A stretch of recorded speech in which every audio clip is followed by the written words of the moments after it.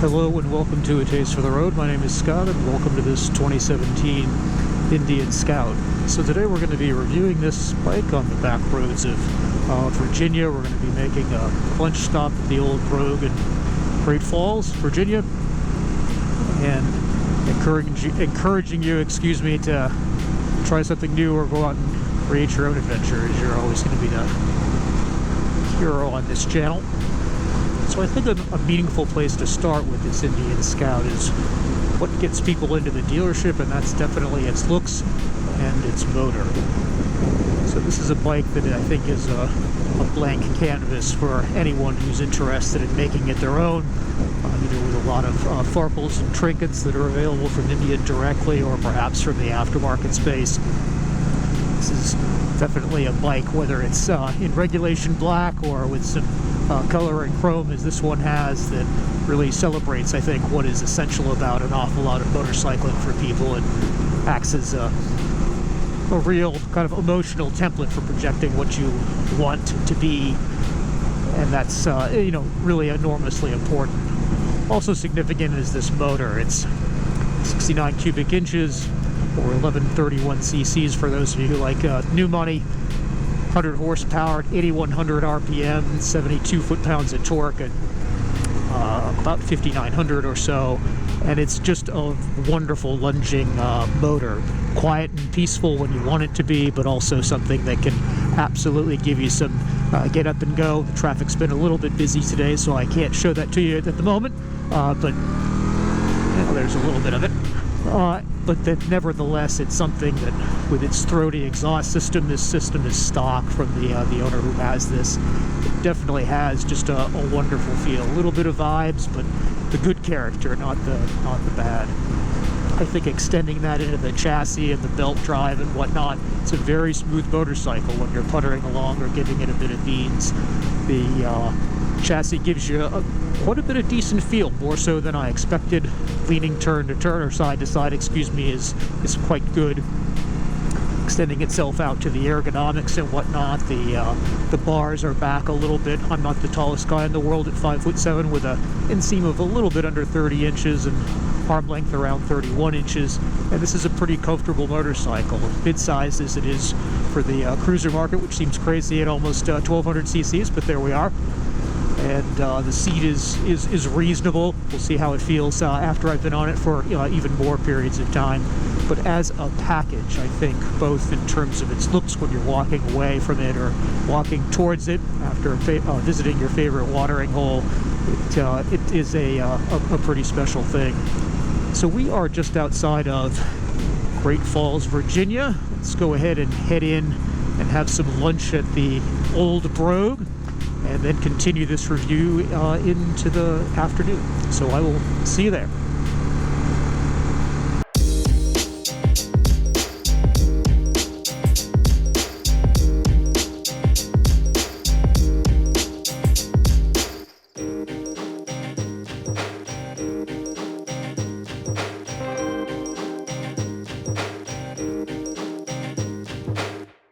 Well, that was a nice lunch at the Old Brogue. I ended up having just some fish and chips and an iced tea.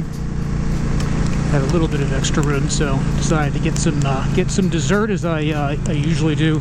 There'll be a traditional written review on tastefortheroad.com once this video drops, and I'll include a link to it, of course, in the summary below. So transitioning back to this Indian Scout and thinking about its competition, and thinking about the value that it brings to the marketplace. The obvious competition, of course, is Harley Davidson, the 48. I think there are other Harley Davidson products that mix it up a little bit that could be a potential competitor to this product. What I think is unique, though, is that, of course, Indian is a alternative. It's very American with a rich history, even though it has not always been in business. And this Scout is something that the company has obviously been very successful with, and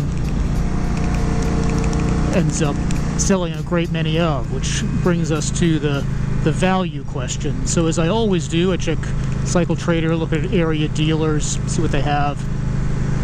And this is a popular bike. There are a few leftover 2019s. There are some 2020s that are coming online. Specifically, looks like some expensive ones, a little more expensive anyway, to celebrate the 100th anniversary of the Scout. It was introduced in 1920, as I mentioned earlier. And there really aren't that many used ones about. So people are obviously, even now, several years hence, holding on to them, which is great. And those that are for sale have quite nice residuals. So, you know, they've depreciated maybe 25%, but that's not a lot in bike terms. And as a result, I think it's quite impressive that several years out, there's, again, this type of market dynamic, and that is not true of some other competitors. Harley-Davidson is struggling. Japanese, of course, have a variety of products, the Suzuki Boulevard, for example, and some others from the other three. I think those those products are not quite the same, obviously, and don't always really hit the sweet spot in terms of, I think, the look that people are looking for, as well as just the feel and how that bike is put together. I think in terms of shortcomings, there are a couple. You can't see them, but I have certainly been able to feel them today. And I think for me, number one on the list has to be the suspension. The rear piece of it, the rear end has about 3 inches of travel, and on smooth pavement such as this, it's really pretty decent. But you get on the pockmarked pavement, and heaven forbid if you needed to go over a railroad junction or something like that, there have been a few instances off camera where there has been a nice, well, maybe not so nice, spike to my backside and up my spine, which has not been welcome. And then the front end, which is also pretty decent. I suspect that my light weight has something to do with it as well. Others have been more critical, particularly those who are taller and heavier than myself. I think that, again, you know, this absolutely is where Indian chose to make some compromises, and understandably so. If we look at the marketplace and how people go ahead and buy products like this, or really, you know, any motorcycle, it's always typically looks and engine, a few other bits and bobs, perhaps the electronics, depending on the model and the make.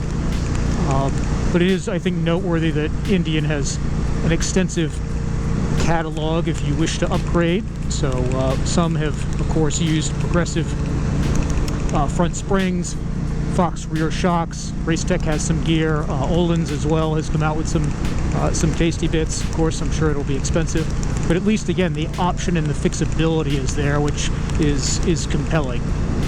And I think in terms of compromises, Indian actually did make, at this price point, the right decision. Focus on the chassis, focus on the motor, of course focus on the looks and all the details. And if people want to go ahead and upgrade to a different suspension, then they can go ahead and certainly do that. So how to sum up this Indian Scout today? For me, the standout features are its engine and its chassis, which I did not expect. The appearance, of course, the fact that it's, you know, an American bike that genuinely looks the part and feels it as well. Made as it is in Iowa and in Minnesota, the detailing is impressive. I have enjoyed spending time filming it as it's been stationary, looking over the details, taking pictures of it, etc. Here I have a soft spot for a little bit of color and chrome. And this bike has certainly not disappointed in that regard. You know, there are obviously compromises. I mentioned the suspension just a few seconds ago. For me, the seat is not the most comfortable, but that tends to be a very personal thing. And some of the other ergonomics aren't quite working for me, but again, I think that is also personal. The only other criticism I would come up with is, I think at $9,000 for the base 60 with a slightly smaller motor, this thing is an absolute bargain. I do think as it gets to be more expensive, we start ratcheting up the price to say 13 or 13 and change. Some of the little details here aren't quite so pleasing, and they're not as easy to overlook. You know, it starts to end up needing to feel just, I think, a little bit more premium than it does. And again, the compromises around the suspension, but others have mentioned that, and I will not belabor the point any further. Something else that I think is noteworthy is just how people have taken to this bike today. You know, I have had any number of people at a stop sign or someone cruising by in the opposite direction slowly in a 5-liter Mustang who has longingly stared at me as I've passed him or her. There's been other folks too who have been walking by this bike while I was doing some filming earlier, and certainly had some nice glances. This represents for a lot of people what an American motorcycle absolutely looks like and should be. And so it is no surprise here that, here we go, it is no surprise then that I think Indian has really, hit some very high marks with this bike in terms of what is most important to the marketplace and just what resonates with people too. It just looks and feels the part, and a lot of people today certainly have enjoyed a few glances at the bike. So I think that really just about sums up this Scout today. I hope you found the video informative and helpful. Please give me a thumbs up if you can. Subscribe if you'd enjoy being alerted to new videos as they become available. Don't forget to hit the little notification bell so that when a video drops, you'll be there. I'd like to also extend a thank you to the folks that I rented this through. So there's a startup called Riders Share based out of California that has been open for business for a couple of years.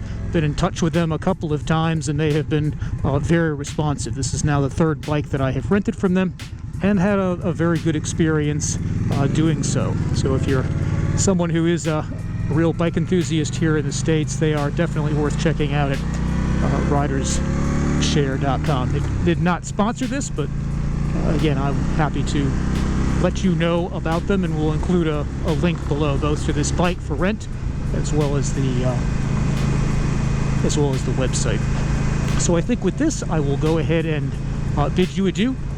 Don't forget to go out and create your own adventure. That's the most important bit. You get to be the hero of these reviews and whatnot, and then share that with us in the comments below or on Facebook, as I've recently opened up a Facebook page for atastefortheroad.com, and I'm also on Instagram. So with that, I think I will bid you adieu, and I will see you in the next video. Ciao.